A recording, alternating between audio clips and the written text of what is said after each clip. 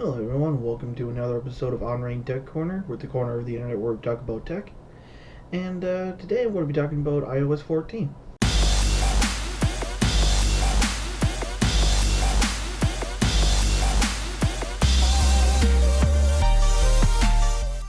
First of all, I got to apologize. I'm usually using my iPhone for recording, but today I'm going to be using my webcam, so I apologize for the audio.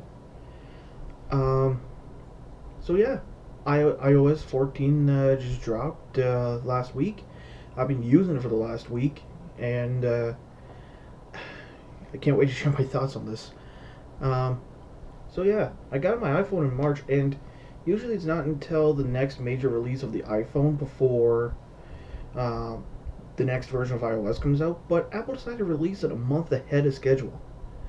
Um, so yeah, within my week, I found out I loved, loved iOS 14. It brought so many features I missed from Android, um, including uh, including the widgets, an app list or app launcher. Can't remember exactly what they call it. Um, Many other features. Can't wait to start digging into this. Okay, so I'm using my iPhone SE, which originally shipped with iOS 13. And as soon as I heard on the news iOS 14 came out, downloaded it.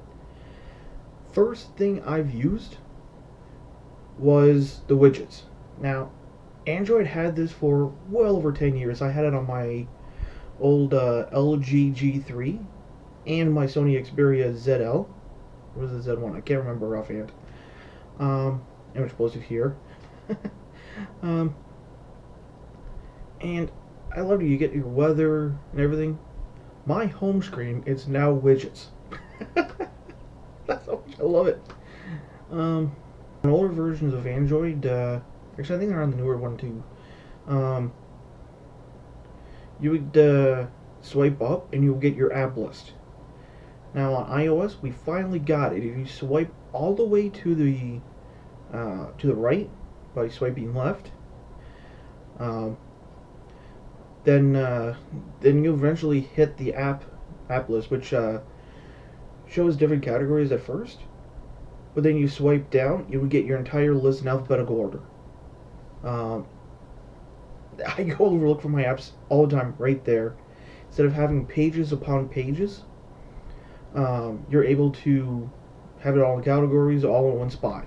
Easily searched, just by tapping the search for app, or by tapping the app library. And then you're able to search anything you want. How to get rid of all your pages. And the easiest way to do this is just to go into hold on the page to activate jiggle mode, I think they call it. Alright, and then you tap your um, page list down the bottom, and it will bring up edit pages. You just uncheck all the pages you don't want, and you can either have a page with your most used apps all in one, or you can do as I did and just put it all into widgets.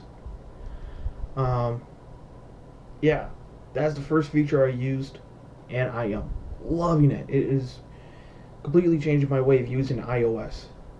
Going back to widgets for a minute, I have 3 widgets I use all the time: the weather, different time zones, in the clock, and maps. I want those easily accessible, so I have it right there, right in front. I'm going to blur out the maps because it's showing my exact location. I don't want that released. And there's also app stacks.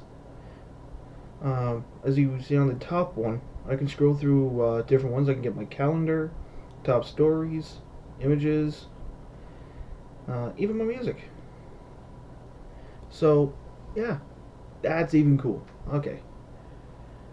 Another one I've been using, actually, I've surprised myself that we got this, is picture on picture. Android introduced this a few years ago, but we are finally getting an iOS. And I don't have a subscription to YouTube Red, but I know this works for Netflix. When you're watching a Netflix movie and you want to go to your home screen, well, yeah, you just tap your home button, and it'll bring you right to the title screen or right to the main menu.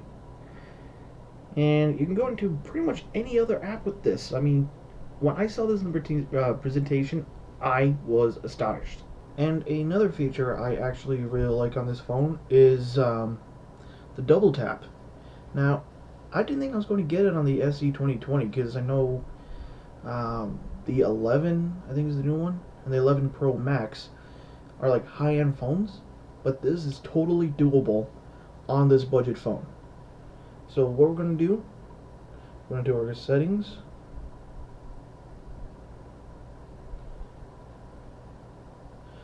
And under accessibility,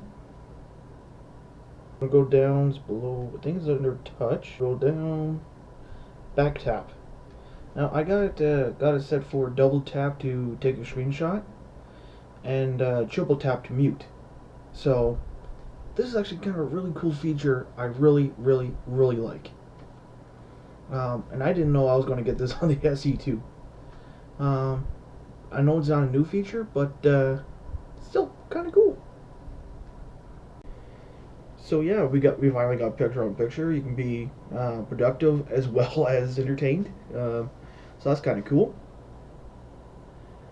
And another thing I want to highlight, and a lot of people may not really care about this, but Siri doesn't take up your whole screen when you hold the home button.